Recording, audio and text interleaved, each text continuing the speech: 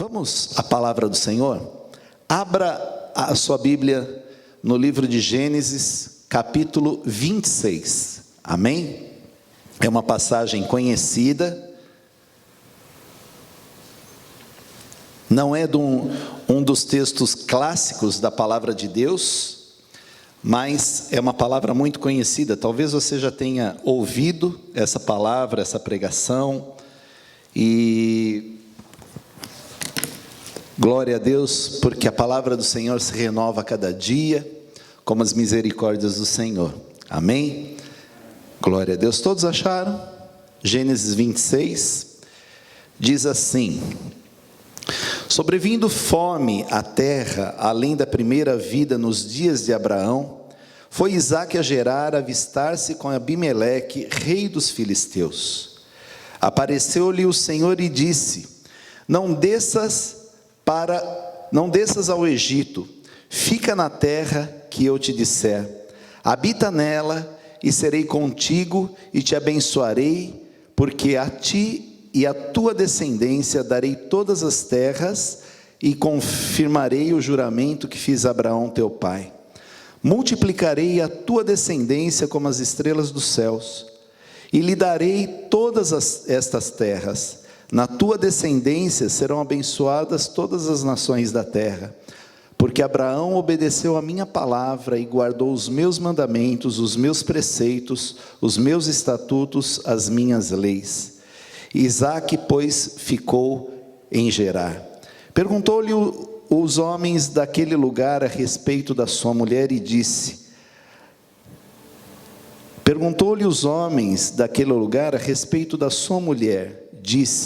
é minha irmã, pois temia dizer, é minha mulher, para que, dizia ele consigo, os homens do lugar não me matem por amor de Rebeca, porque era formosa de aparência.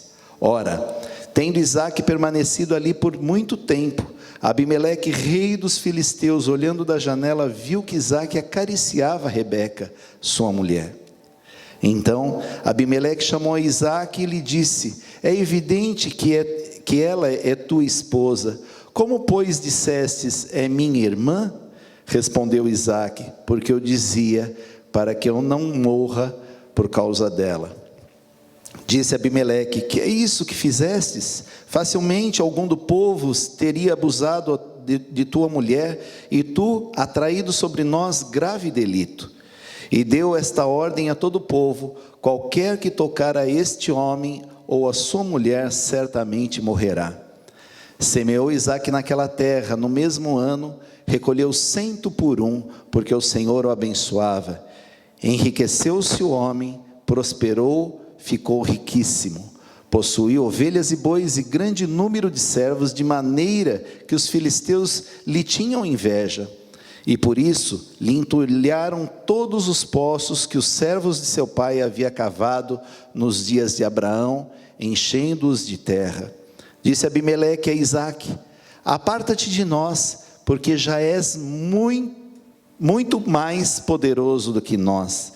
Então Isaque saiu dali e se acampou no vale de Gerar, onde habitou. E tornou Isaque a abrir os poços que se cavaram nos dias de Abraão seu pai, porque os filisteus os haviam entulhado depois da morte de Abraão, e lhe deu os mesmos nomes que já seu pai lhe havia posto. Cavaram os servos de Isaque no vale e acharam um poço de água nascente. Mas os pastores de Gerar contenderam com os pastores de Isaque, dizendo: essa água é nossa, porque chamou o poço de Ezeque, porque contenderam com ele. Então cavaram outro poço, e também por causa desse contenderam, por isso recebeu o nome de Sitna. Partiu dali, cavou outro poço, e como por este não contenderam, chamou-lhe Reobote, e disse: porque agora nos deu lugar o Senhor, e prosperaremos na terra. Amém? Glória a Deus. Queridos, aqui é uma passagem onde Os primordiais da fé, os principais, aqueles que iniciaram a peregrinação de um povo, levando esse povo a se tornar o povo de Deus, começando pelo seu pai, o pai da fé, Abraão. Veio Abraão, Isaque e Jacó, e depois os seus descendentes, para que desenvolvesse esse povo de Deus, esse chamado, um povo separado. Isaque, ele teve uma boa escola, que foi o seu pai. Seu pai, ele peregrinou, mas ele venceu em todas as suas caminhadas, em todos os seus intentos ele foi vencedor. E ele passou para Isaque, e Isaque continuou essa peregrinação. E a palavra de Deus diz que naquela época, na época de Isaque, veio uma fome muito grande ao povo. E a fome daquela época, é importante nós entendermos que a fome daquela época é diferente da nossa fome. Eu não estou falando de roncar a barriga por falta de alimento, mas a fome hoje que existe na terra é um problema social, porque comida existe, transporte existe, condição de levar comida existe, mas existe um problema social. Naquela época a fome era diferente, porque a Bíblia diz que a terra não produzia. E assim também aconteceu no tempo de Abraão. Nós vemos na Bíblia algumas passagens onde vieram fome na terra, onde a terra se negou a produzir alimento. Nós vemos Abraão que passou por isso. A Bíblia diz que havia fome como nos dias de Abraão, no versículo 1 do capítulo 26.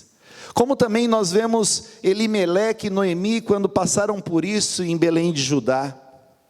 Está lá no livro de Ruth, 1 Ruth, capítulo 1, versículo 1, diz que Elimeleque e Noemi saíram de Belém de Judá e foram para outra terra, na terra moabita, por causa da fome. Nós vemos também que na época do profeta Eliseu, Samaria também passou por fome. Nós vemos também que as terras vizinhas na época de José passaram por fome, e Egito não, porque Deus tinha um projeto para o Egito através de José, para abençoar essas terras, porque nós vemos que esses povos iam para o Egito buscar alimento. Então nós vemos que naquela época já existia essa fome, naquela época existiam essas condições, mas eu também vejo que existia um Deus que em todas elas deu vitória para o seu povo. Eu vejo que em todas elas, ainda que tenham passado por dificuldade, o Senhor de uma forma ou de outra, Ele procedeu fazendo com que aquele povo passasse por aquela condição e fosse abençoado. Querido, eu começo a entender que a palavra de Deus, em todas as coisas, independente de fome ou não, existe um propósito em todas as coisas, e o Senhor é aquele que está no controle de todas as coisas. E nós vemos aqui que Isaque, ele passou por essa necessidade, e nós vemos aqui algumas situações que Isaque passou, e nós vemos que o Senhor, Ele orientou a Isaque a tomar algumas medidas. E isso é muito importante, porque nós temos que entender essas coisas, nós temos que entender que o Senhor, Ele não perdeu o controle da nossa vida. Queridos, eu tenho fome, você também tem fome. Eu tenho sede, você também tem sede. E muitas vezes nós achamos que nós vamos morrer no deserto. Mas eu quero te dizer que você veio aqui essa manhã, o Senhor, Ele está no controle da sua vida, nada vai te faltar, nada vai acabar com a sua vida, nada vai te parar. Eu quero te dizer que o Deus de Abraão, de Isaque e de Jacó, eu quero te dizer que o mesmo Deus que supriu aquele povo, Ele vai te suprir essa manhã. Você veio aqui para receber essa palavra. Eu quero te dizer, o Senhor te trouxe aqui para te dizer, eu vou te saciar. Muitas vezes nós achamos que vamos morrer. Muitas vezes nós chegamos em situações que nós falamos assim, Senhor, não tem mais saída. Senhor, olha, agora acabou tudo, agora eu não consigo mais caminhar, agora, olha, eu vou morrer. Mas quando a gente acha isso, Quando nós achamos que nós não temos mais condição, o Senhor é aquele que vem com o seu braço forte e nos levanta. Isaac, ele chegou numa situação que ele não sabia para onde ia, e se ele fosse pelo seu histórico, ele iria para o Egito, ele iria para outra terra, para buscar comida, mas o Senhor, como está no versículo 2, apareceu a Isaac e falou: fique em Gerar. Queridos, nós temos que entender que o Senhor, Ele nos orienta em todas as coisas. Nós temos que entender que o Senhor, Ele não perde o nosso controle, Ele não perde o controle da nossa vida. Só que nós precisamos também entender que quando o Senhor está no nosso controle, nós temos que dizer: Senhor, eis-me aqui, faz segundo o teu querer e a tua vontade. Mas queremos ter a nossa atitude, queremos ter a nossa força, queremos ter o nosso projeto, o nosso. Mas quando a gente começa a entender, e começamos a saber que no nosso coração tem que existir uma outra palavra, que é assim: o seu projeto, o seu, tudo começa a caminhar na sua vida. Eu começo a entender, e eu li toda essa palavra do versículo 1 ao versículo 22, porque existem coisas aqui tão importantes, que nós temos que entender para a nossa vida. Nós temos que tomar como exemplos, como Isaac passou por essas situações, nós temos que tomar para a nossa vida, para quê? Para que sirva de exemplo, para que a gente possa, em alguma das situações, entender que essa lição que foi para Isaac, serve para nós também. E nós precisamos entender que essas coisas vão fazer a diferença na nossa vida. E a primeira coisa que eu entendo aqui, é a atitude que Isaac tomou, de não sair do centro da vontade de Deus. Queridos, às vezes nós queremos tomar atitudes que não devemos. Às vezes achamos que o tempo de Deus é diferente do nosso, mas o tempo dele é perfeito e o nosso não. E às vezes saímos do centro da vontade de Deus, do projeto de Deus para a nossa vida, porque nós nos cansamos, porque achamos que é melhor, porque às vezes vem alguém e faz um convite que não era para ser feito, e você vai, e eu vou, e tantas situações que nos tiram do eixo. Mas aqui a palavra de Deus diz que no versículo 22 do capítulo 26, no versículo 2 do capítulo 26, Deus apareceu, o Senhor apareceu a Isaac e falou: fique em Gerar. O que o Senhor tem falado para você?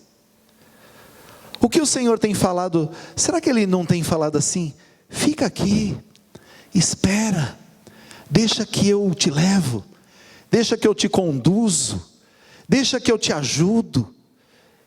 E a gente fala: não, eu quero fazer a minha vontade. Quantas vezes eu já vi situações, e eu já vivi situações, de tomar atitude sem esperar no Senhor, e depois vieram as consequências. Talvez você tenha entrado aqui essa manhã, vivendo consequências de atitudes que você tomou, e não eram a vontade do Senhor. Porque às vezes o Senhor fala: fique em Gerar, e você quer ir para Moabe, você quer ir para o Egito, você quer ir para outras terras. E essa manhã eu venho te dizer aqui, em nome de Jesus, aquilo que o Senhor falou para você. Se Ele falou fica, fica. Se Ele falou vai, vai. Se Ele falou caminha, caminha. Se Ele falou espera, espera. Se Ele falou descansa, descansa. Queridos, tem situações que nós temos que descansar no Senhor. Tem situações que nós temos que esperar no Senhor. Não é querer fazer algo, é esperar. E às vezes o esperar é mais difícil do que executar algo. É assim ou não é? Às vezes você quer fazer, puxa, se eu fizesse isso daria certo. Olha, tal atitude, e o Senhor está falando: descansa em mim, espera. Essa manhã Você veio aqui para entender que, como Isaac não saiu do centro da vontade de Deus, assim também nós precisamos fazer.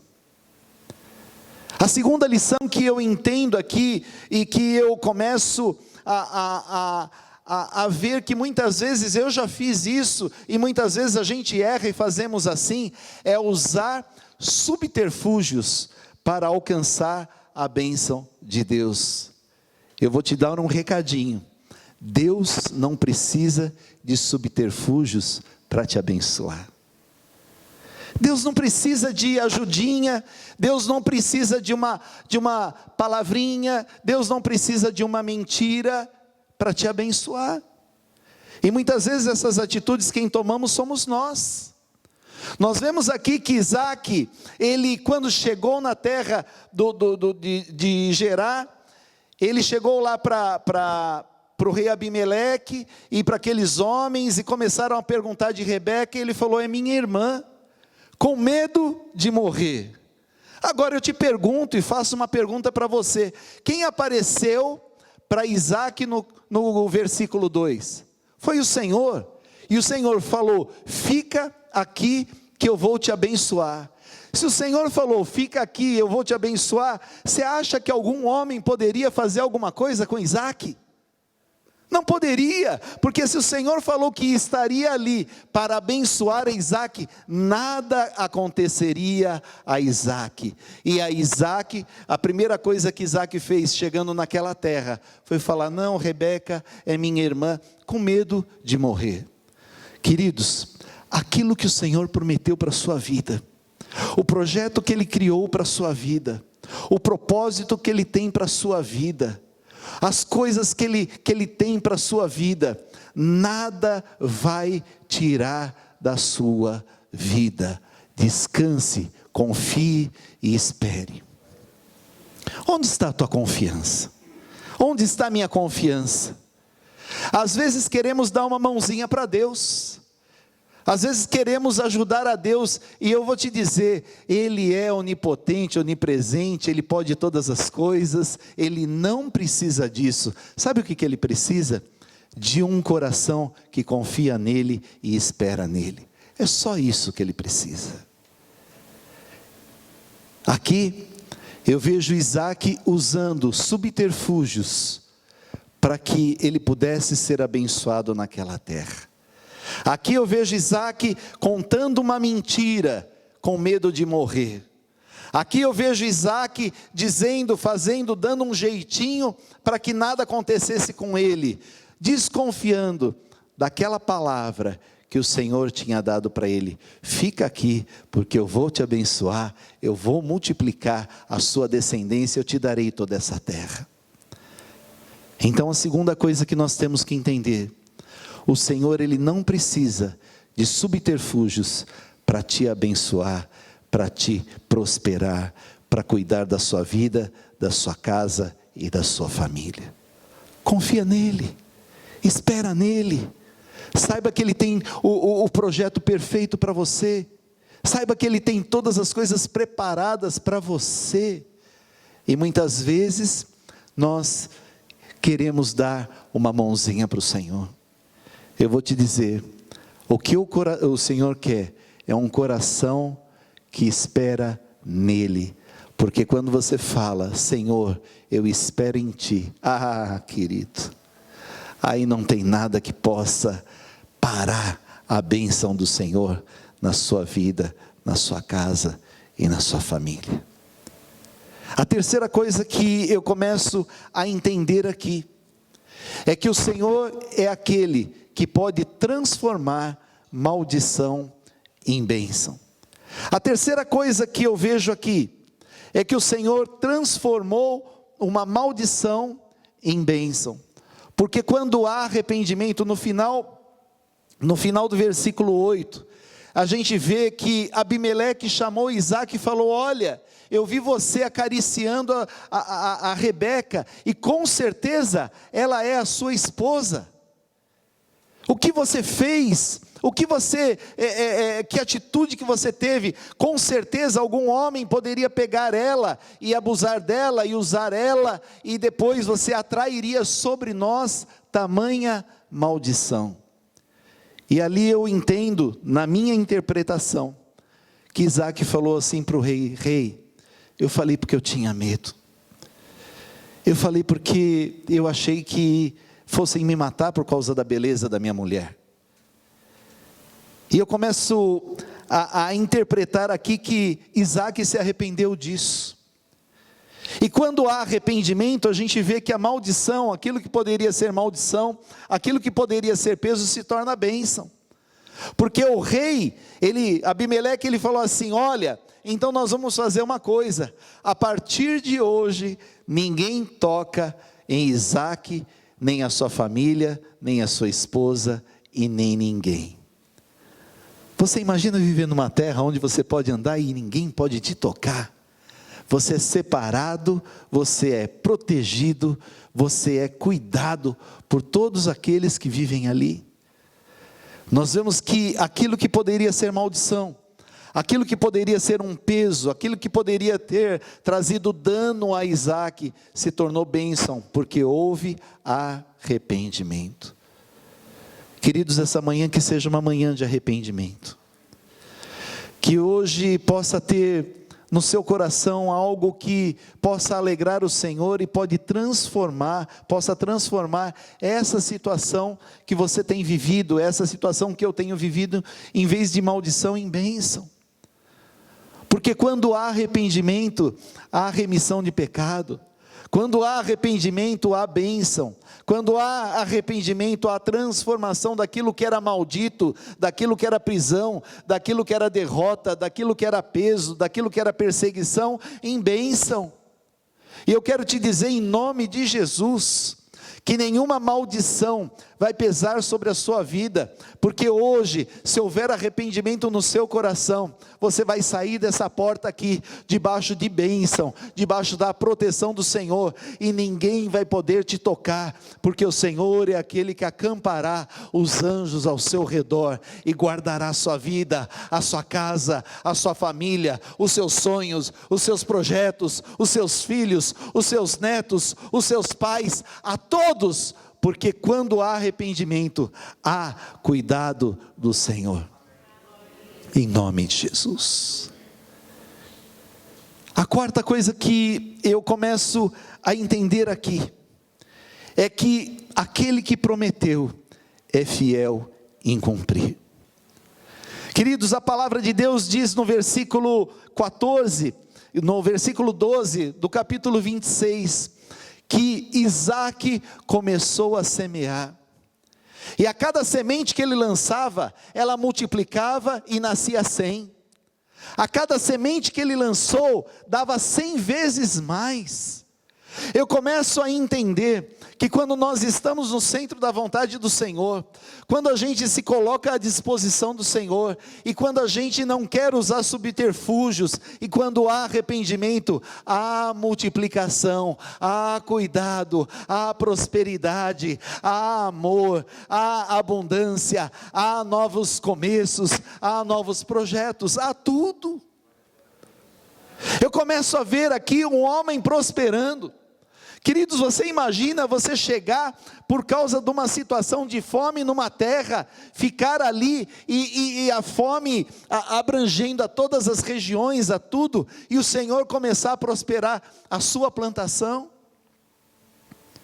Todo mundo plantava, mas Isaac lançava uma semente, aquela semente multiplicava por 100. Isaac lançava uma semente, podia morrer e secar a plantação de todos, a do Isaac crescia, ficava verde e prosperava. Às vezes eu fico imaginando, viajando, que nem o pastor Wagner fala, a gente viaja na Bíblia, né?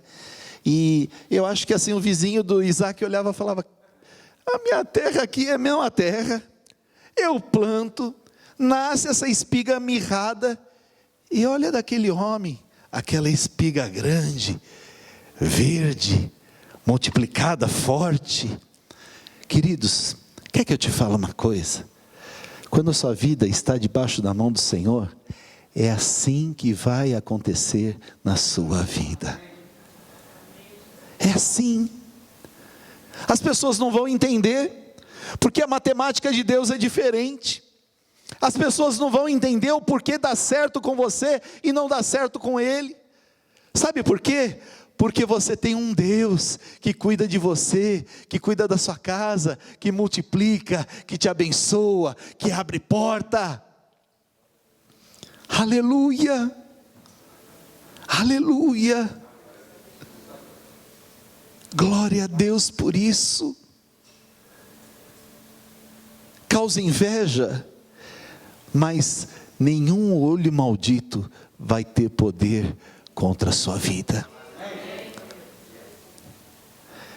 Pode ser todo mundo passando pelo caos, a sua vida vai ser abençoada, e vão falar, olha, o que acontece? Você vai falar, eu tenho um Deus que cuida de mim. Nada vai chegar de maldição na sua casa, porque o Senhor acampará os anjos ao seu redor. Sabia que tem muita gente, não é novidade, que torce contra você? Sabia? Ah, não vai dar certo. Ah, vai dar cabeçada. Ah, daqui a pouco está aqui de volta. Ah, olha, você não vai conseguir. Ah, isso que você faz, todo mundo faz. Pode todo mundo fazer. Pode todo mundo plantar milho, mas a sua espiga vai ser a melhor. A sua plantação vai ser a melhor. Em nome de Jesus. É assim que foi com Isaac. Chegou a um ponto que Abimeleque chamou Isaac e falou, Isaac, vai embora, porque você é mais forte do que todos nós. Queridos, eu quero te dizer, Isaac era mais forte que um reino. Vocês conseguem entender isso? Sabe o que eu começo a entender? Que o Senhor vai te prosperar na terra estrangeira. Sabe o que eu começo a entender? Que o Senhor te prosperará, ainda que sejam terras estranhas. O Senhor prosperará a sua vida, em nome de Jesus. A quinta coisa, para a gente encerrar. Eu vejo um Isaac saindo. E aquele homem saiu muito forte, com tantas coisas, com muitas coisas, com muito gado, muitas ovelhas, muitos animais, muitos empregados. E ele procurou, a palavra de Deus diz que ele procurou ao vale de Gerar. E chegou ali, os outros pastores começaram a entulhar os seus poços. Chegou ali, as pessoas começaram a lutar contra. Chegou ali, as pessoas começaram a se levantar contra Isaac. Chegou ali, todos aqueles começaram a contender contra ele, se uniram para prejudicar a Isaac. Ainda que tenham tentado entulhar os seus poços, acabar com os seus sonhos, o Senhor tem um Reobote para você. Através daquele poço, Isaac pôde saciar a toda a sua parentela, todos os seus funcionários, todos os seus animais. Ele teve um poço que supriu e não faltou água a Isaac. Eu não consigo enxergar isso aqui. O que eu quero te dizer é uma coisa. O que eu quero te dizer essa manhã é que, ainda que tenham se levantado contra você, talvez você tenha chegado aqui essa manhã com seus poços entulhados, com seus sonhos entulhados, com palavras, e às vezes palavras contrárias que vêm de pessoas próximas, de amigos, de parentes, de pessoas que você confiou, pessoas que te traíram, pessoas que fizeram tantas coisas para entulhar os seus projetos, os seus sonhos, os seus poços, o seu suprimento, para acabar com você. Eu quero te dizer, essa manhã o Senhor tem um Reobote para você, essa manhã o Senhor tem um poço que vai manar água, que vai manar prosperidade, que vai manar bênção, que vai suprir tudo aquilo que você necessita, tudo aquilo que você sonhou. Não é só necessidade, mas eu quero te dizer, o Senhor essa manhã tem um Reobote de abundância para a sua vida, para a sua casa e para a sua família. Precisamos estar no centro da vontade do Senhor, precisamos estar sempre abertos àquilo que o Senhor tem para nós. Essa manhã você veio aqui, porque o Senhor tem essa palavra para você. Eu quero te dizer, em nome de Jesus, que tudo aquilo que fizeram, todas as situações que fizeram você sair do centro da vontade do Senhor, seja por subterfúgios, seja por mentiras, sejam por situações que talvez te levaram para outros caminhos, o Senhor essa manhã, como houve arrependimento em Isaac, e a partir desse arrependimento, começou a prosperidade na vida de Isaac. Eu quero, em nome de Jesus, clamar a Deus, para que haja arrependimento no seu coração, para que a sua vida, a sua história e a sua família mude em nome de Jesus. Feche seus olhos um pouquinho, coloque a sua mão sobre o seu coração. Se você tem algo que talvez tenha acontecido no passado, e quando eu falo passado, eu falo da porta da igreja para fora, talvez no estacionamento da igreja, dentro do seu carro, talvez um pensamento, uma situação, talvez ontem, hoje, daqui um ano atrás, eu não sei o tempo, mas eu quero te dizer, hoje é uma manhã de mudança de planos, hoje é uma manhã de mudança de história. Essa manhã o Senhor tem algo novo para fazer na sua vida, na sua história, em nome de Jesus.